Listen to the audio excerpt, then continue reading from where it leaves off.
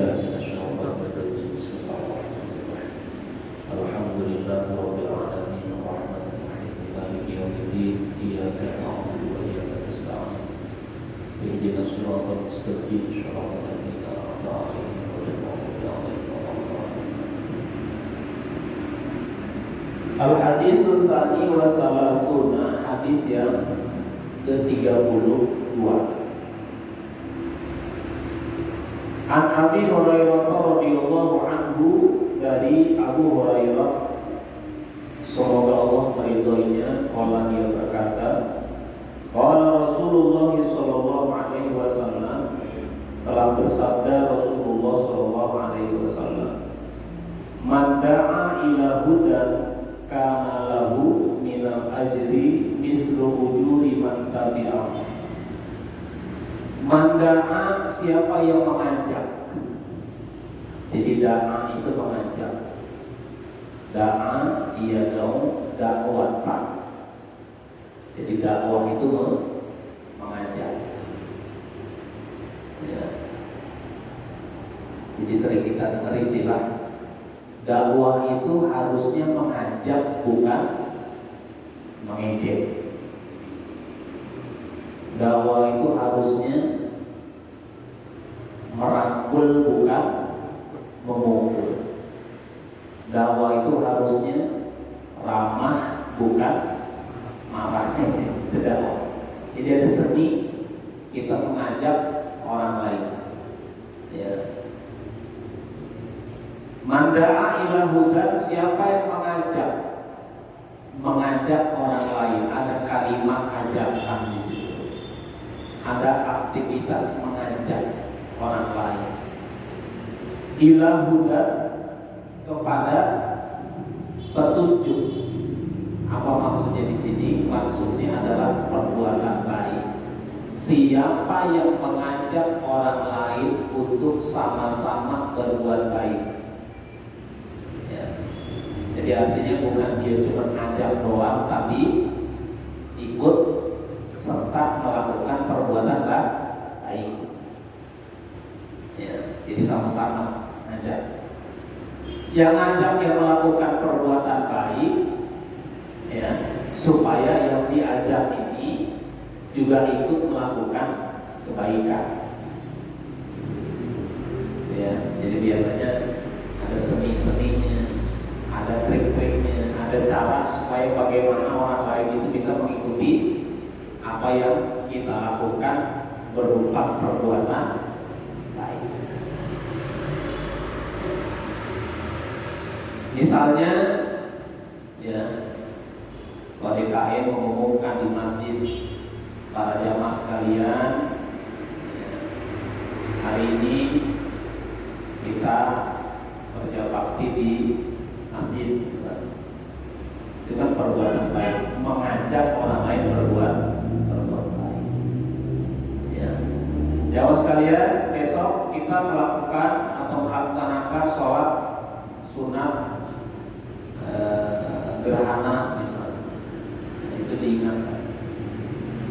Jamaah sekalian, nanti kita ada santunan, ya, anak yatim. Itu ngajak, mengajak orang lain untuk melakukan perbuatan baik. Ya. Jadi ada ngajaknya. Jangan sampai nanti kita ngajak aja nggak mau, ngajak orang lain berbuat baik saja tidak. Nah, dakwah di sini itu bisa kita lakukan secara langsung, ngajak orang lain, atau misalnya bisa juga kita lakukan di media sosial yang kita punya. Misalnya di WA, kita bikin status WA itu mengajak orang lain untuk berbuat baik. Apa saja perbuatan baiknya. Ya, atau kita punya Facebook, itu kita punya Instagram, di media sosial itu. Ya, itu mengajak orang lain untuk berbuat baik. Karena lahu minal ajri, maka dia akan mendapatkan pahala. Mislu ujuri man tabi'ahu, seperti pahala orang yang mengikuti kebaikan itu. Jadi kalau ada orang yang bisa kita ajak setelah kita dakwahkan, ya, setelah kita umumkan, ya, setelah kita ajak untuk sama-sama berbuat baik, kemudian orang yang kita ajak ini ngikutin perbuatan baik kita, kana lahu minal ajri, maka dia mendapatkan pahala mislu ujuri man tabi'ahu, seperti pahala orang yang mengerjakan. Ya, jadi pahalanya dia, pahala kebaikan dia, kemudian pahala orang lain yang diajak, double pahala. Bukan cuma pahala dia melakukan kebaikan perbuatan itu, tetapi juga pahala orang yang mengikuti kebaikan dia, yang mengikuti ajakan dia. Ya. Jadi Islam itu luar biasa. Allah itu Maha Rahman, Maha Rahim. Ya, itu perbuatan yang seperti itu saja itu bisa mendatangkan pahala yang berlipat ganda bagi kita.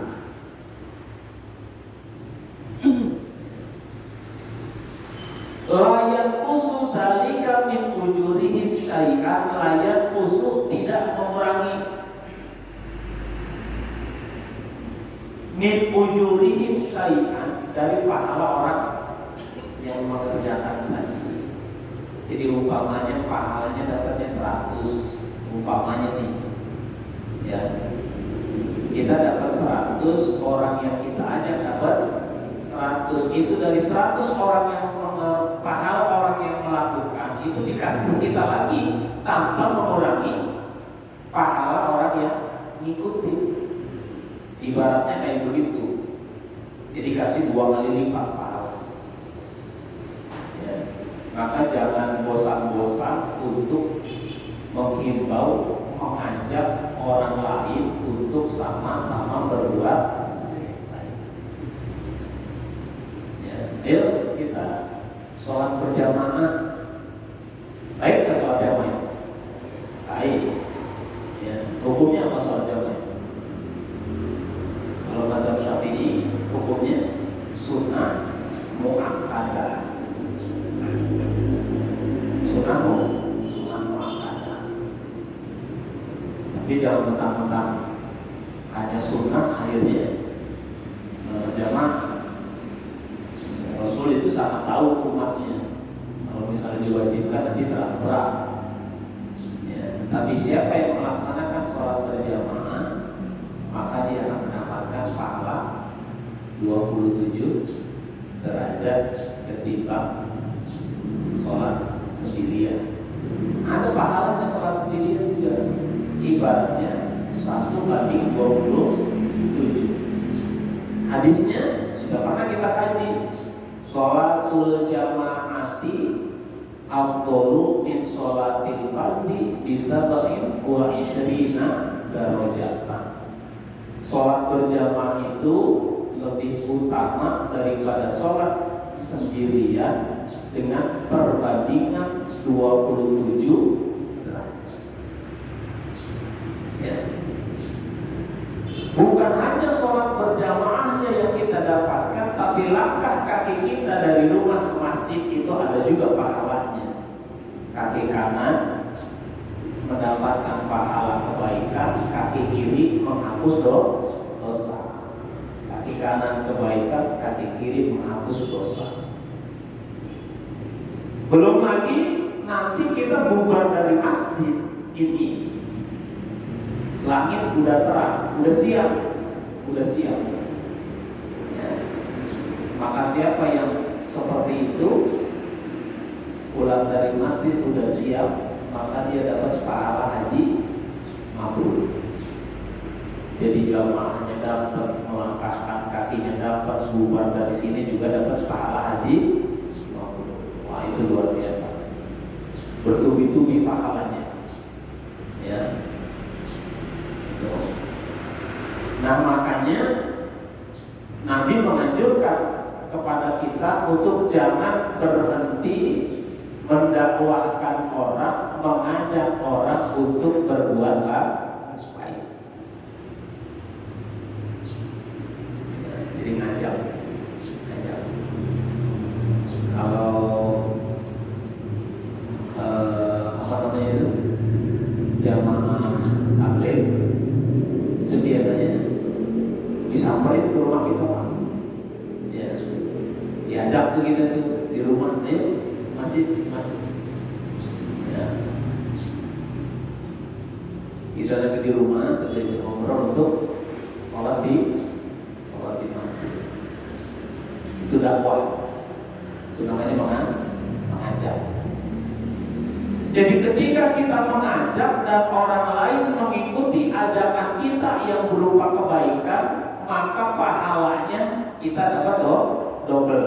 Pahala kebaikan kita dan pahala orang yang melakukan kebaikan tadi tanpa mengurangi sedikit pun pahala kebaikan bagi dia. Tidak dikurangi. Ya. Dia dapatnya full, kita dapatnya double. Ya. Jadi boleh itu nanti hidupin status media sosial kita. Selalu statusnya itu adalah berupa ajakan kebaikan. Kayak sekarang ini kan di bulan Muharram. Ya. Masih Muharram ini kan? Masih Muharram, masih bulan mulia. Kata Syekh Fakhrul Razi dalam tafsirnya itu disebut bulan Muharram, ya, karena disebut bulan mulia. Innal maksiyata fihi asyaddu iqaban wa inna ta'ata fihi aksaru sawaban. Jadi kata Imam Ar-Razi, ya, dalam tafsirnya itu disebut bulan haram itu innal maksiyata fihi asyaddu iqaban. Orang yang berbuat maksiat di bulan haram itu asyaddu iqaban, hukumannya lebih berat, double. Wa inna ta'ata fihi aksaru sawaban, dan siapa yang taat patuh, ya, memperbanyak amalan-amalan baik di bulan haram, aksaru sawaban, pahalanya lebih besar. Ya, jadi kita mulai mengajak orang untuk berbuat baik. Wa man da'a ila dhalalatin, dan siapa yang mengajak ila dhalalatin kepada kesesatan. Kalau tadi kebaikan, ini dhalalatin kesesatan, artinya keburukan. Jadi ngajak orang lain. Ada nggak orang yang ngajak nggak benar, ada? Hah? Ada aja ya. Ya, kita kadang-kadang punya banyak teman, ada teman yang mengajak kebaikan, ada kan? Ada teman yang ngajak nggak benar, ada. Ya. Jadi ada aja. Nah, disitulah ada satu istilah itu ulama menyebutkan anil mar'i la tas'al was'al qarina fa'inal qarina bil qarini yaqtadi. Orang itu nggak usah ditanya bagaimana dia, tapi lihat temannya. Kalau temannya begitu, maka dia kurang lebih ya begitu. Ini istilah dalam bahasa, ya. Meskipun ya nggak begitu amat, tetapi biasanya orang kalau udah nyaman dengan satu teman, itu artinya frekuensinya sama, frekuensinya nyambung, gitu, ya. Karena satu frekuensi cocok, ya, akhirnya jadi teman akrab. Ya. Ada nggak ahli ibadah teman akrabnya ahli maksiat? Ada nggak? Ya, satu ahli ibadah, satu ahli maksiat. Ada nggak? Nah, Ada. Ada. Ya, karena satu satu frekuensi ya, cocok ya, dalam di bidang pekerjaan misalnya atau dalam bidang bisnis itu bisa jadi teman. Ya. Dan ada peribahasa dalam bahasa di peribahasa itu menyebutkan siapa yang berteman dengan tukang minyak wangi maka dia akan ikut wangi. Ya. Dia kesempatan lagi minyak wangi. Dan siapa yang punya teman tukang pandai besi, ya, pasti badannya juga ya bau asap juga, karena temannya tukang pandai besi. Ya. Siapa yang punya teman perokok misalnya, ya kainnya juga pasti ada bolong-bolong, nah, itu perokok, gitu ya. Itu jadi ada tadi yang pertama itu orang yang da'a ila huda. Nah ini yang kedua, kelompok manusia yang waman da'a ila dolalatin, siapa yang mengajak kepada perbuatan sesat atau nggak benar. Karena alaihi minal ismi. Ya, jadi bahasanya beda tuh. Kalau tadi pahala itu lahu, kalau dosa itu alaihi. Jadi bahasanya gitu. Siapa yang mengajak kepada kesesatan atau perbuatan yang gak benar, karena alaihi minal ismi, maka dia juga dapat dosanya. Dapat dosanya. Mislu asami man tabi'ahu, seperti dosa orang yang ngikutin dia. Layak tusuk dalika min asamihim syai'at, tanpa mengurangi dosa orang yang ikut-ikut ajakan dia. Jadi dosanya double. Kalau tadi mengajak kebaikan pahalanya double, ini mengajak keburukan juga dosanya double. Dosa kita melakukan dolalah, dosa juga orang lain ngikutin kita. Ya. Jadi dosanya double. Ada yang bilang kalau emang mau rusak sendirian aja, nggak usah ngajak orang. Ya, kenapa? Karena dosa kita aja belum tentu bisa kita pertanggungjawabkan, apalagi harus menanggung dosa orang lain. Ya, gitu. Makanya kata Nabi, seburuk-buruk manusia itu adalah mereka yang sudah melakukan dosa, kemudian diceritain lagi sama orang. Ada orang yang cerita perbuatan dosanya? Ada kok, bangga dengan perbuatan dosanya. Padahal kalau misalnya dia cerita perbuatan dosanya, kemudian orang lain ngikut perbuatan dosanya, maka dia dapat dosanya double itu. Ya. Rawahu Muslim, hadis riwayat Imam Muslim. Nah hadirin sekalian, dari hadis ini kita bisa belajar bahwa yang pertama, apapun tindak tanduk yang kita lakukan, ya ketika kita berbuat harus hati-hati. Apalagi misalnya kita punya banyak follower, pengikut, ya di status media sosial kita ataupun di kehidupan yang nyata.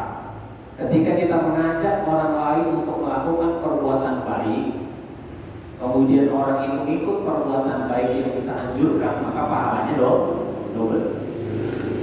Begitupun sebaliknya, ketika kita melakukan perbuatan buruk, bahkan mengajak orang lain untuk melakukan perbuatan yang sama, maka dosanya juga double. Ya, ini harus hati-hati. Ya, mudah-mudahan kita termasuk orang-orang yang golongan pertama, ya, mengajak perbuatan baik, kemudian mendapatkan pahala double. Mudah-mudahan kita tidak termasuk golongan yang kedua, ya, mengajak orang lain berbuat buruk, buat dosa, ya, sehingga kita dikasih dosanya double juga. Saya kira itu kajian kita pagi hari ini. Nanti dilanjutkan dengan tausiah kesehatan. Kira-kira tausiah kesehatan itu baik nggak? Baik. Ya. Nanti kalau misalnya kita ikuti tausiah kesehatan itu, maka yang memberikan tausiah kesehatan itu juga mendapatkan pahala, double pahala dia melakukan kebaikan dan pahala orang lain yang melakukan kebaikan juga. Wallahu a'lam bishawab. Terima kasih, kurang lebihnya mohon maaf.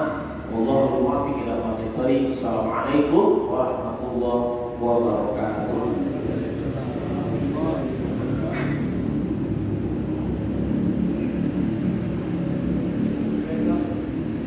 Baiklah, sama-sama kita dengarkan kajian dari guru kita. Mudah-mudahan kita dapat mengamalkannya di setiap harinya. Meningkat acara selanjutnya yaitu tausiah kesehatan yang akan disampaikan oleh saudara kita dari YSKI kepada Bapak Ahmad Faruqi SPD. Waktu dan tempat kami persilakan.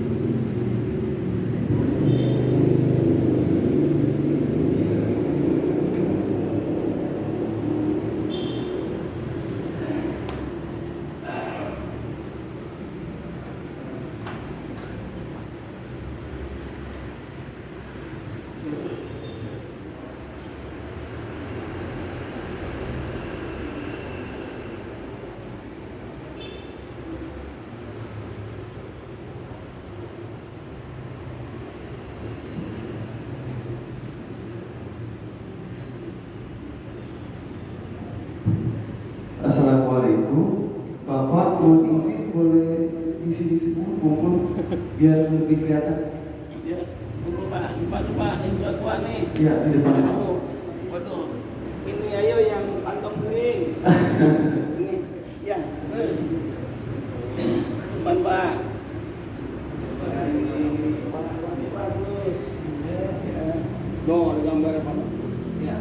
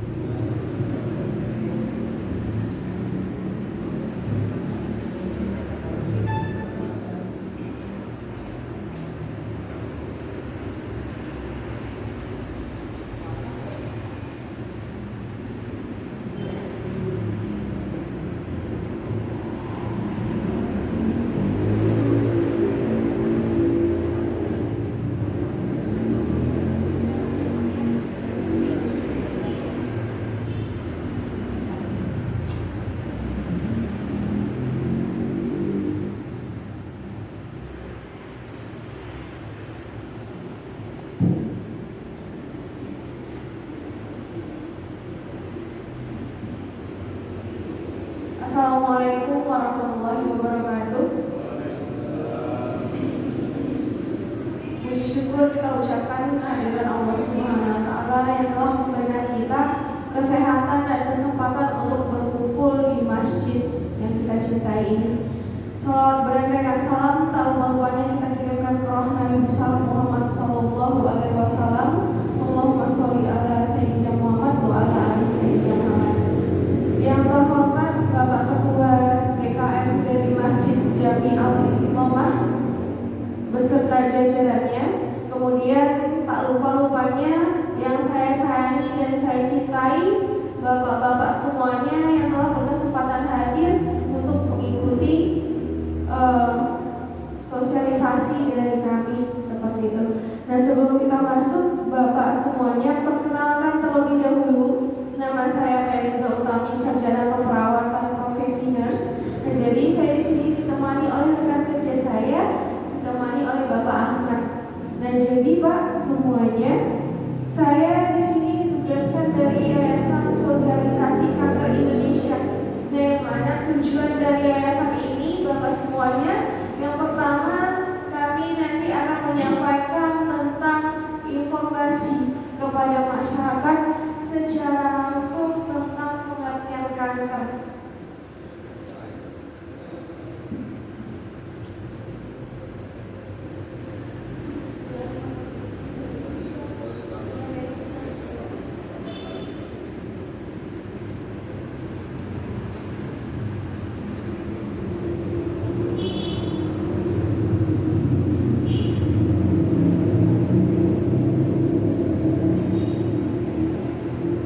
Jadi tujuan dari yayasan ini yang pertama, nanti saya akan memberikan informasi bagaimana pengertian kanker, kemudian mengenali gejala-gejala dari kanker tersebut, Bapak semuanya. Dan yang terakhir, nanti ada poin yang paling penting sekali, cara sehat dan hemat untuk menghindari kanker tersebut. Nah, jadi sebelum kita terlalu jauh, Bapak-bapak semuanya, saya mau tanya dulu, apakah sudah ada yang tahu apa itu kanker? Taunya kantong kering ya Pak ya? Akhir bulan apalagi seperti itu. Nah, jadi kalau untuk kantong kering, Bapak semuanya itu bisa dibenarkan, karena penderita kanker ini tidak memandang siapapun, baik dia orang kaya, pengusaha, artis sekalipun ya Pak ya, bisa terkena kanker. Dan mengingat biaya pengobatan kanker itu sangatlah mahal, dari puluhan juta, ratusan juta, sehingga menjual aset-aset yang ada dan menyebabkan penderita jadi kantong kering juga Pak. Nah, benar ya Pak ya, jadi dapatnya double.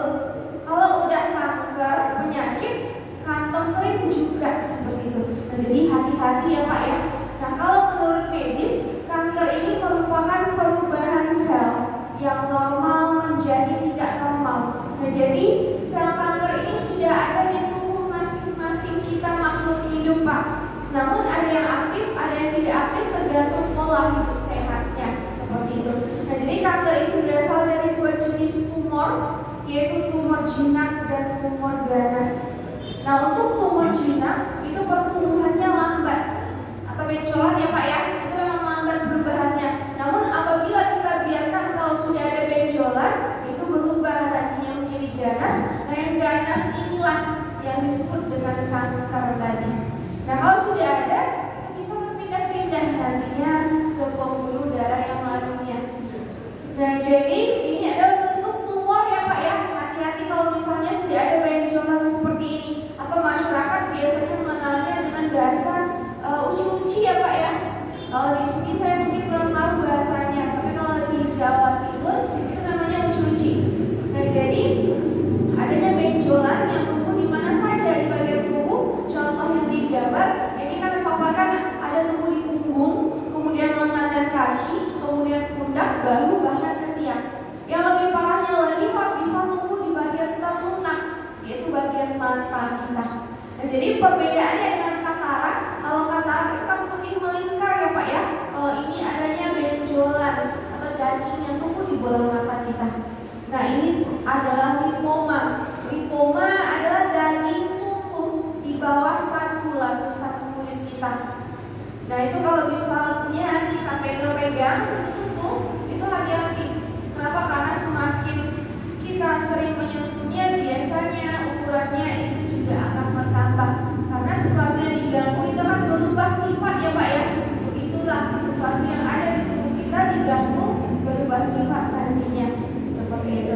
Dan jadi kita kenali Pak faktor apa saja yang dapat memicu sel kanker ini. Ada yang tahu nggak Pak kira-kira apa saja penyebabnya? Makanan salah satunya ya Pak ya. Namun dari makanan ini ada yang paling utama sekali penyebab dari sel kanker ini Pak, yaitu faktor genetik atau keturunan. Nah ini yang paling bahaya sekali. Jadi kalau sudah ada silsilah dari keluarga kita sebelumnya atau terdahulu, baik dari ayah, ibu, kakek, nenek yang pernah terkena kanker, maka generasi berikutnya ini akan diturunkan. Dan menurut riset kesehatan dunianya, ini 7 keturunan pun tidak akan habis Pak. Jadi akan terus diturunkan. Nah selanjutnya yang kedua ada faktor kimia dan fisika. Nah kalau kimia ini disebabkan oleh asap kendaraan, asap pabrik, yang paling dekat asap apa Pak? Asap rokok ya Pak ya. Bapaknya merokok? Sekarang enggak ya Pak ya? Sekarang enggak. Nah jadi perlu kita ketahui ya Pak ya, bahwa perokok pasif itu lebih berbahaya kecenderungannya daripada perokok aktif. Nah nanti kalau misalnya bapak merokok di rumah, itu jauh dari istri dan anak-anaknya atau cucu-cucunya. Kasihan ya Pak ya, karena perokok pasif nanti terkena dampaknya untuk kelanjutannya seperti itu. Nah selanjutnya ada fisika. Kalau fisika ini disebabkan oleh benda-benda canggih. Contoh yang paling dekat sekali adalah gadget ya Pak ya, HP. Nah perlu kita ketahui Pak, kalau HP ini menyampaikan radiasi. Nah jadi bapak-bapaknya pernah nggak merasakan HP ini panas kalau terlalu lama digunakan atau telepon terlalu lama? Panas ya Pak ya? Itu karena radiasinya meningkat. Nah kalau sudah panas itu jangan digunakan lagi Pak, ditaruh terlebih dahulu. Karena memicu nanti ke pembuluh darah, takutnya nanti aktif sel kanker yang sudah ada di tubuh kita seperti itu. Nah selanjutnya ada makanan tadi, jadi makanan yang mengandung pengawet. Nah ini contohnya formalin. Formalin itu untuk pengawet mayat ya Pak ya sebenarnya, namun ada beberapa mencampurkannya ke makanan mie instan siap saji dan makanan kaleng. Selanjutnya ada boraks Pak. Nah ini hati-hati ya Pak ya, bagi yang suka jajan bakso ya Pak ya, bakso, sosis, nugget, pempek, cireng. Nah itu juga bisa memicu. Kenapa? Karena ada boraks. Boraks itu merupakan bahan pengenyal makanan. Jadi lebih baik nanti kalau misalnya mau bakso itu lebih baik diolah sendiri ya Pak ya, jauh lebih sehat. Tapi ini yang susah untuk saat ini ya Pak ya. Zaman sekarang memang susah kalau untuk makanan. Nah apalagi kalau misalnya saus-sausnya ya Pak ya. Nah saus-saus ini kita khawatirkan ada zat pewarna tekstil di dalamnya, zat pewarna pakaian yang dicampurkan ke saus ataupun ke jajanan-jajanan yang lainnya atau ke permen ya Pak ya. Nah contohnya kalau misalnya permen ini kita konsumsi, warnanya menempel di tangan ataupun di lidah, nah itu biasanya ada zat pewarna pakaian di dalamnya. Hati-hati, nanti boleh diingatkan keluarga di rumah ya Pak ya, agar terhindar dari yang namanya kanker dan tumor. Selanjutnya ada yang terakhir Pak. Nah ini biasanya tugas ibu-ibu di rumah, nanti boleh disampaikan ya Pak ya. Nah jadi biasanya ini ibu masak nasi di rumah, mungkin pernah menemukan nasinya menguning namun tidak bau dan tidak basi ya Pak ya, tapi terus dikonsumsi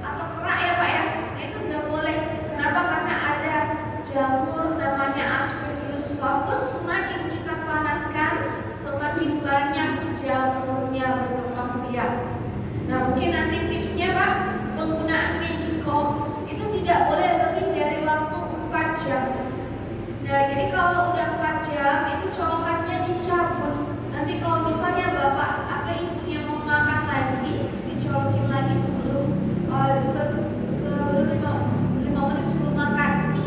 Karena kalau misalnya dingin mungkin nggak enak makannya ya Pak ya, boleh dipanaskan lagi. Asal jangan 24 jam non-stop dicolokin magicnya seperti itu. Itu yang bahaya, yang menyebabkan nasi menguning tadi.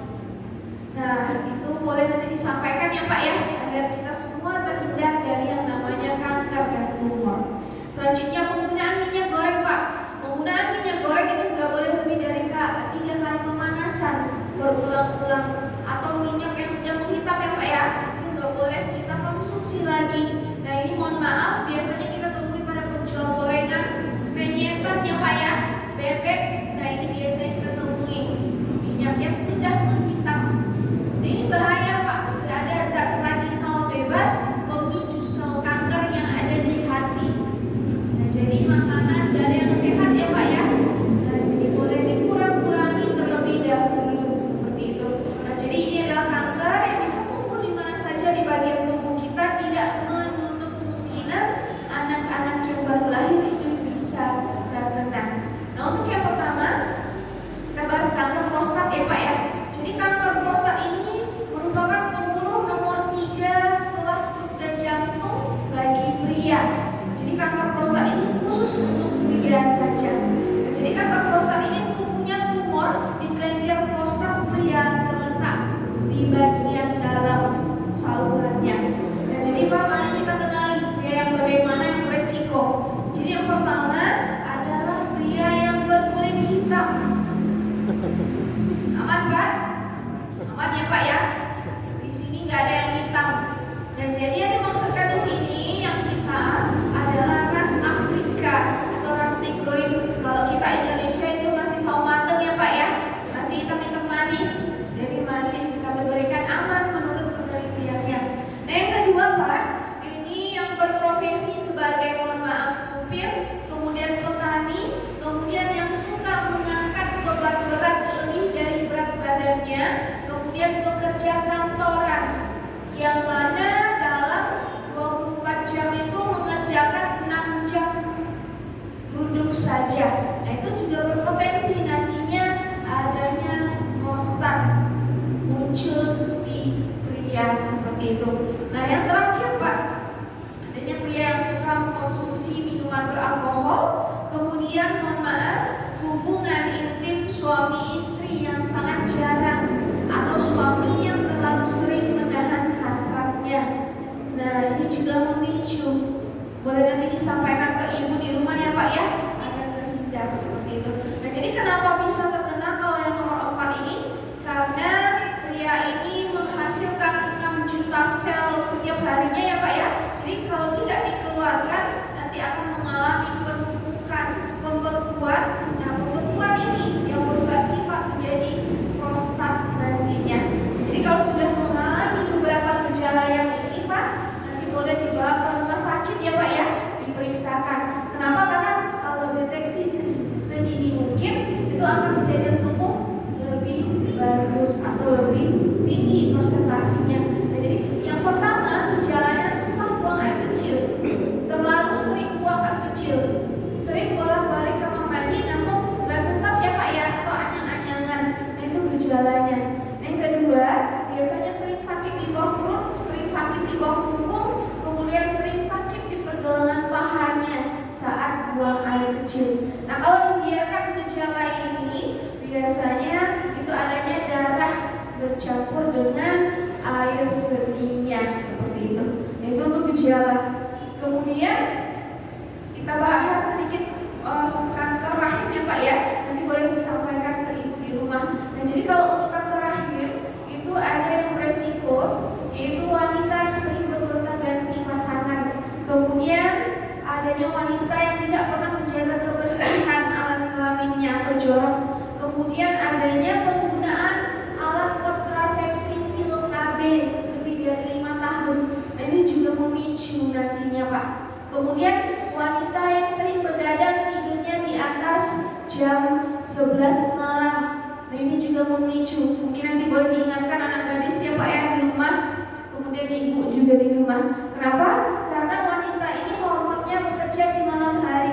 Jadi kalau hormon ini terganggu, nanti takutnya akan tumbuh yang namanya miom dan kista. Pernah dengar Pak, miom dan kista? Nah itu adalah sesuatu yang terjadi di rahim wanita. Nah kalau miom itu bentuknya seperti daging tumbuh, kalau kista itu isinya cairan darah dan nanah. Nah ini adalah salah satu penderita yang kami temui di lapangan. Ini menderita kista yang mana kistanya mencapai berat 40 kg Pak. Yang mana ini sudah berhasil dilakukan pengangkatan. Kebetulan ini kami temui di daerah Sidoarjo sekitar 8 bulan yang lalu. Nah kemudian ini yang 8 kg. Nah ini miom. Jadi miom itu adalah daging tumbuh. Walaupun kita potong-potong dia akan tetap menjadi daging. Kemudian gejalanya bisa ditandai dengan keputihan yang terus-menerus. Kemudian setelah melakukan hubungan itu ada cairan bercak kecoklatan atau berdarah. Kemudian adanya iritasi. Nah kemudian ada materi yang terakhir, ada kanker payudara ya Pak ya. Jadi kanker payudara ini tidak hanya pada wanita saja Pak, pada pria juga bisa terkena. Kenapa? Karena pria juga memiliki organ payudara. Ada ya Pak ya payudaranya. Nah ini kita lihat gejalanya. Jadi gejala dirinya yaitu adanya benjolan di payudaranya. Kemudian adanya bintik-bintik atau kutil-kutil di area payudaranya. Kemudian yang terakhir adanya rasa gatal di payudaranya. Nah selanjutnya Pak, ini yang kami temui di lapangan, pria terkena kanker payudara. Nah sekarang lagi boomingnya Pak ya, pria terkena kanker payudara ini. Nah ini kebetulan bapaknya pekerja kantoran. Ini disebabkan karena bapaknya sering meletakkan HP di saku kantong baju kemeja. Nah jadi mungkin untuk saat ini kan udah tahu ya Pak ya, jangan menaruh HP di saku kantong lagi. Kenapa? Karena dapat mengakibatkan radiasi, menyebabkan nantinya terjadi kanker payudara seperti itu. Hati-hati. Jadi lebih baik dipegang ya Pak ya HP-nya atau diberi tas kecil, itu jauh lebih aman daripada kita taruh di saku seperti itu. Nah selanjutnya ini kira-kira laki-laki apa perempuan Pak? Laki ya Pak ya. Nah ini kebetulan sudah terkena kanker payudara stadium 3B, sudah berhasil dioperasi. Namun operasi tidak menjamin kesembuhan ya Pak ya. Sering dengar nggak Pak? Sudah operasi namun tumbuh lagi. Nah jadi bisa kita tekankan kalau operasi hanya mengangkat yang terlihat saja, sedangkan akarnya masih tinggal di dalam. Nah itu yang bisa menyebar nantinya. Makanya tumbuh lagi seperti itu. Nah jadi ini contohnya bisa tumbuh juga ke bagian belakang. Nah ini ada program kami Pak, boleh nanti disampaikan ke masyarakat. Adanya YSKI Peduli. Jadi kami ada memberikan dana bantuan kepada penderita kanker yang kurang mampu. Nanti siapa tahu ada ya Pak ya di lingkungan masyarakat, boleh dilaporkan ke kami. Nanti kita akan lakukan kunjungan seperti ini. Nanti akan ada dana bantuan yang diberikan dari yayasan. Namanya YSKI Peduli seperti itu. Nah selanjutnya kita lanjut ya Pak ya. Jadi ini adalah sosialisasi yang telah kami lakukan di beberapa kota di Indonesia. Salah satunya di kota Surabaya ya Pak ya, sebelum di sini. Nah jadi tidak hanya di masyarakat, di kedinasan ataupun di instansi-instansi lainnya ini kami lakukan. Karena mengingat angka kejadian kanker yang sangat tinggi, jadi kami melakukan sosialisasi agar terdeteksi dari dini. Jadi angka kesembuhannya lebih tinggi seperti itu. Nah mungkin sampai di sini Pak. Kira-kira setuju nggak Bapaknya di semua kalau mencegah itu lebih baik daripada mengobati? Setuju ya Pak ya? Lebih baik mencegah daripada nanti mengobati seperti itu. Nah jadi caranya kita ada dua Pak, yaitu dari luar dan dari dalam. Kalau dari luar nanti Bapak boleh lakukan pola makan yang sehat dan teratur. Kemudian konsumsi makanan yang berserat tinggi seperti buah dan sayur. Nah yang ketiga, hindari makanan yang berlemak tinggi seperti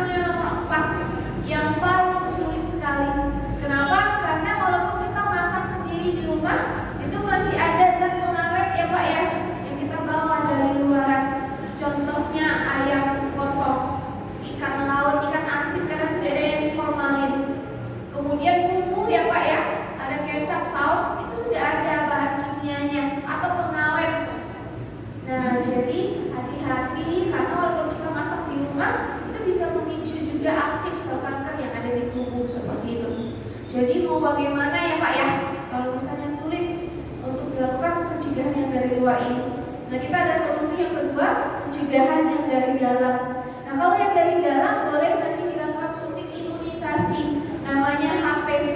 Namun suntik ini hanya khusus untuk wanita Pak. Untuk pria itu belum ada suntik imunisasi. Kenapa? Karena ini khusus untuk kanker serviks saja. Pencegahan untuk kanker serviks. Kalau untuk pria itu belum ada sampai saat ini seperti itu. Dan jadi kalau untuk kita semuanya, untuk pria, anak-anak, itu kita ada solusi yang kedua dengan cara yang gratis Pak. Ada yang mau gratis Pak? Mau ya Pak ya? Yang gratis itu alami dengan cara mengkonsumsi tumbuhan alami yang ada di sekitar kita. Itu nanti boleh diolah sendiri ya Pak ya. Nanti akan saya paparkan. Ada 2 tumbuhan yang mengandung zat anti kanker. Nanti bapak-bapak di sini boleh cari sendiri seperti itu. Nah jadi untuk tumbuhan yang pertama, ada yang tahu Pak tumbuhan yang pertama? Benalu. Benalu ya Pak ya. Nah jadi benalu itu mengandung 50% zat anti kanker. Nanti kalau bapak-bapak menemukan boleh diolah ya Pak ya. Tapi hanya benalu yang hidup di pohon teh dan pohon kopi saja yang mengandung 50% zat kanker. Namun kalau benalu jambu, mangga, jeruk itu tidak ada zat kanker di dalamnya. Sudah diteliti itu tidak ada zat kanker. Yang ada itu pada teh dan kopi. Nah cara pengolahannya nanti kalau bapak-bapak ada, caranya diambil benalunya kemudian dikeringkan. Kenapa Pak? Iya Pak, dikeringkan dulu. Nanti kalau udah jadi kering, rempah ya Pak ya, lalu diseduh dengan air hangat. Jadi 1 sendok diseduh dengan 250 ml air hangat, diminum 1 kali sehari saja Pak. Cukup 1 kali sehari, tapi selama 6 bulan. Mencegah kita terkena kanker hingga 5 tahun ke depan. Nah ini untuk anak-anak usia 1 tahun ke atas boleh lakukan pencegahan satu keluarga agar semuanya terhindar dari yang namanya kanker dan tumor. Kira-kira sulit gak Pak untuk tumbuhan yang pertama? Gak ada ya Pak ya? Mungkin di puncak ada ya Pak ya? Di puncak ada. Namun ini Pak gak boleh yang kering ya Pak ya? Harus diolah sendiri. Kalau yang kering itu takutnya nanti khasiatnya beda. Karena kalau dijemur di bawah matahari langsung itu zat kankernya hilang juga. Jadi dijemurnya itu hanya boleh di suhu ruangan atau diangin-anginkan saja di dapur Pak, seperti itu. Nah kalau rasanya ini sulit, kita ada tumbuhan yang kedua. Nanti Bapak juga boleh cari. Nah ini ada yang tahu Pak? Ini biasanya lebih banyak. Ada yang kenal temulawak putih? Nah ini temulawak putih Pak. Ini penelitian dari Dr. Heming Wijayakusuma, pakar herbal kita. Nah jadi ini sudah mengandung 95% zat kanker di dalamnya, jauh lebih tinggi, hampir sempurna. Namun ada syaratnya Pak. Jadi sebelum kita lihat syaratnya, ciri-ciri tumbuhannya seperti ini ya Pak ya. Memiliki daun sama dengan kunyit, tapi ada sirip tengah berwarna merah keunguan. Kemudian yang sudah ada 95% zat anti kanker itu kalau usia tanamannya ini usia 2 tahun dengan ciri-ciri berbunga merah keunguan, baru ada zat kankernya, baru boleh dikonsumsi. Nah jadi kalau belum usia 2 tahun berbunga merah, itu kalau dikonsumsi itu dapat mengakibatkan adanya komplikasi kemudian darah rendah. Jadi memang harus tunggu 2 tahun dulu usianya baru boleh kita konsumsi Pak. Cara mengkonsumsinya, kita ambil umbinya ya Pak ya. Ada umbi. Nah umbinya ini sama dengan wortel, ada lingkaran tengahnya Pak. Jadi hanya lingkaran tengahnya ini saja yang kita ambil. Kita potong-potong kecil-kecil, kemudian dikeringkan. Dikeringkan di suhu ruangan, tidak boleh terkena cahaya matahari. Setelah kering, kita blender jadi bubuk ya Pak ya, seperti yang digambar. Nah kalau sudah jadi bubuk, baru kita konsumsi. Ada 3 dosis. Kenapa? Karena khasiat bubuk putih sangat banyak sekali. Dosis yang pertama bagi kita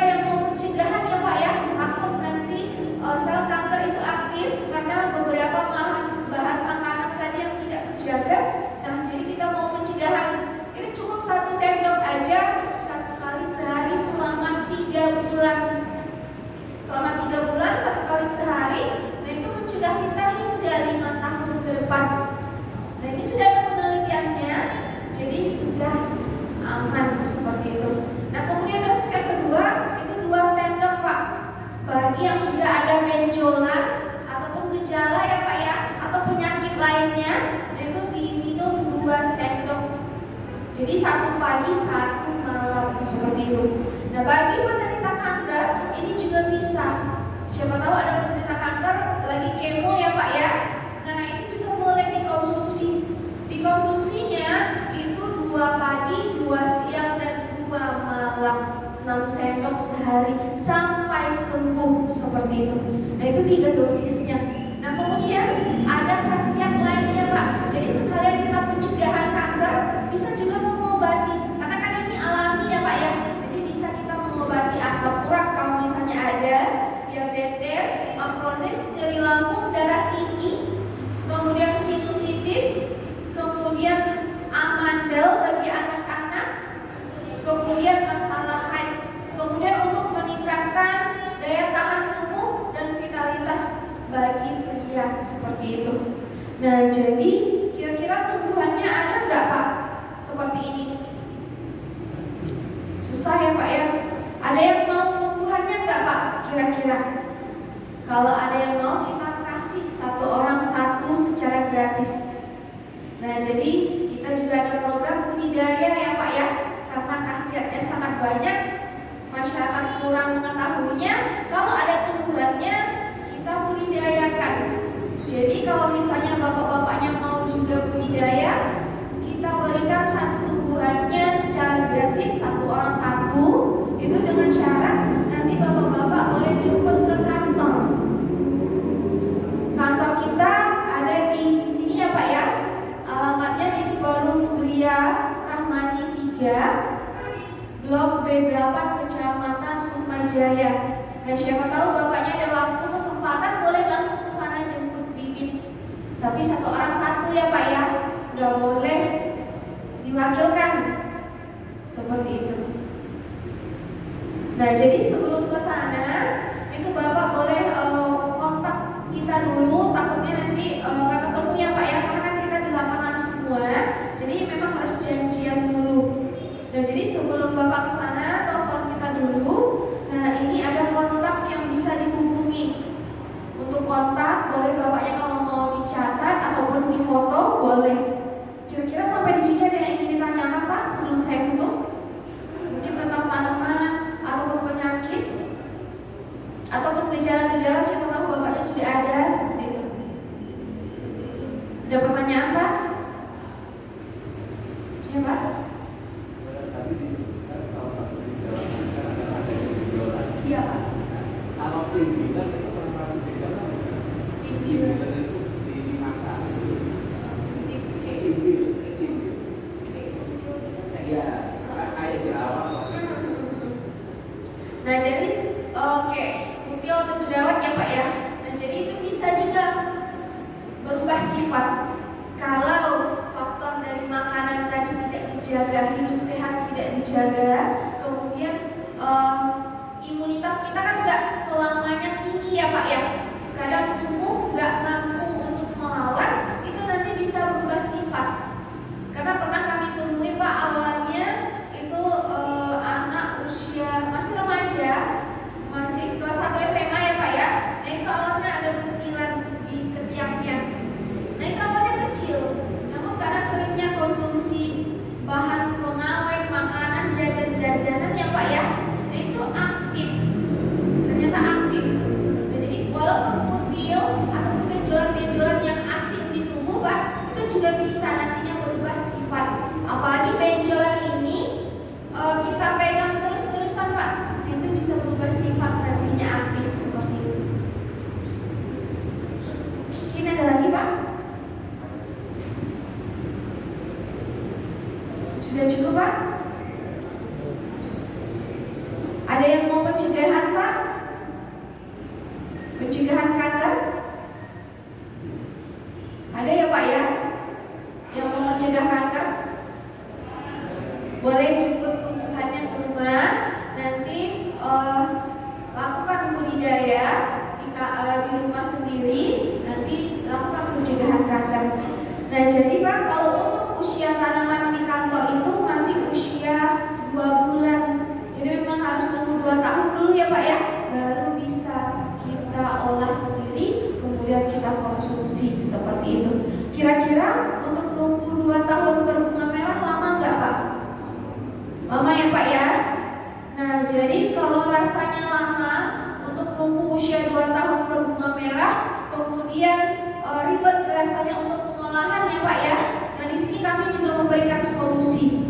itu. Nah, jadi di sini sebelum masuk ke solusi, kami juga ingin menyampaikan ini adalah kunjungan kami ke penderita langsung.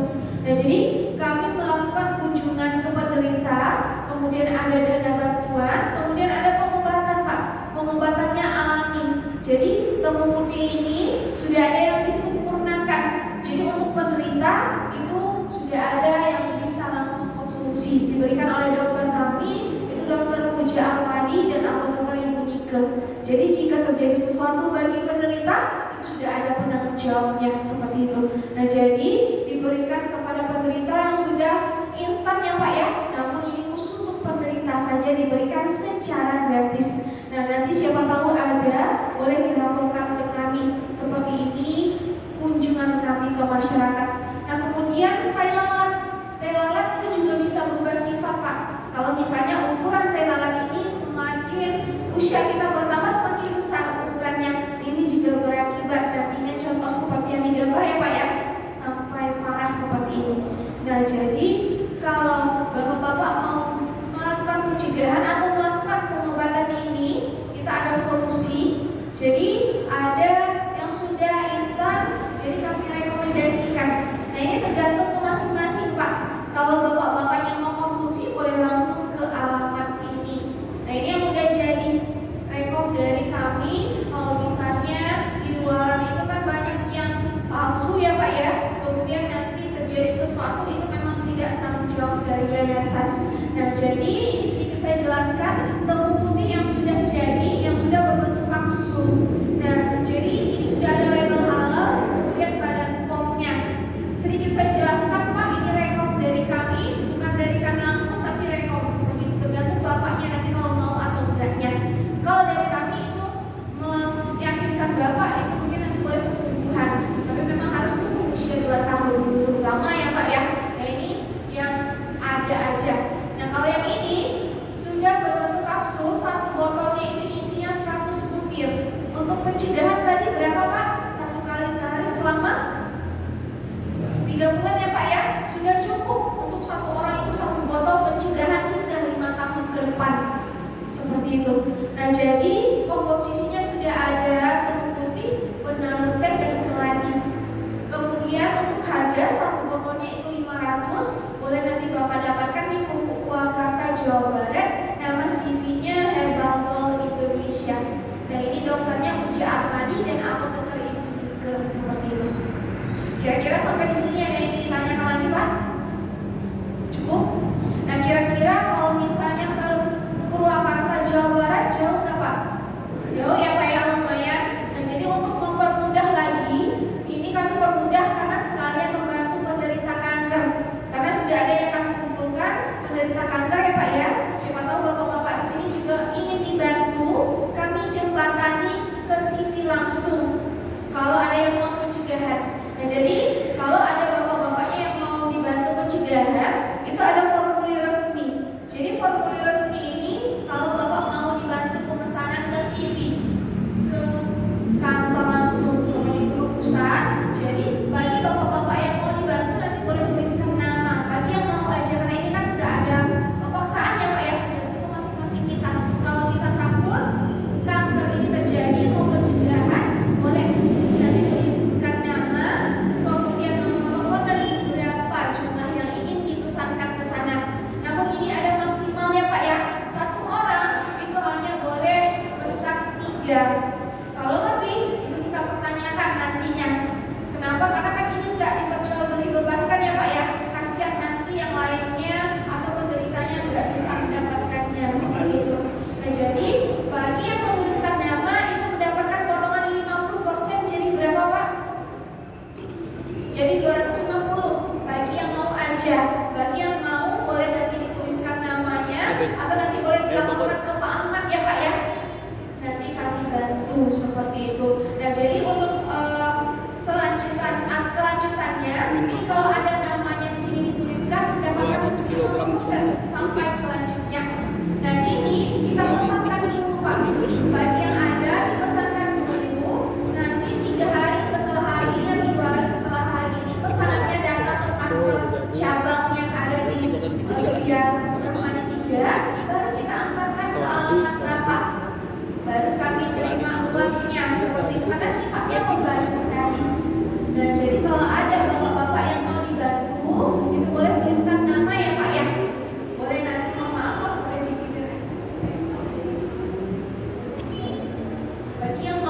aja seperti itu. Mungkin sampai di sini ada lagi yang ingin ditanyakan, Pak? Cukup ya Pak ya, mungkin udah siang juga. Bagi yang ingin ditanya nanti boleh ke belakang, saya ada di belakang kalau misalnya Bapak mau tanya. Nah, jadi bagi ada yang konsumsi obat dokter, ini juga boleh konsumsi. Kenapa? Karena obat dokter itu kan ada bahan kimia ya Pak ya.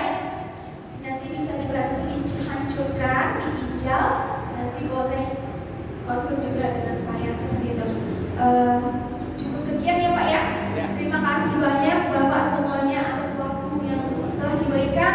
Semoga apa yang saya sampaikan ini bermanfaat untuk kita semua.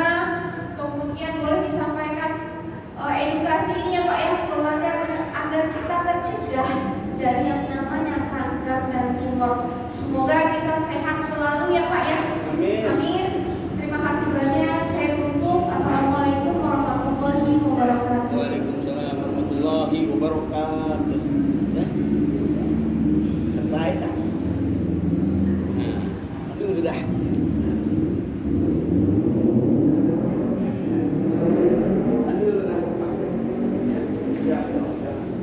Ya, Bapak-Bapak sekalian, di depan ada sarapan. Kita sarapan dulu. Ya, silakan Pak.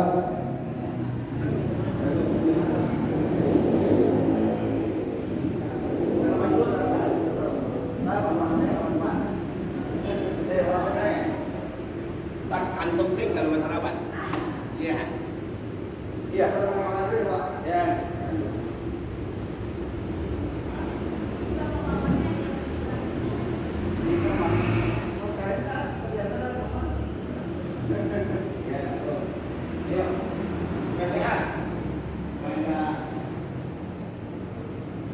Kapan lagi Pak? Di luar mana? Bantu saya dari PDAM Pak.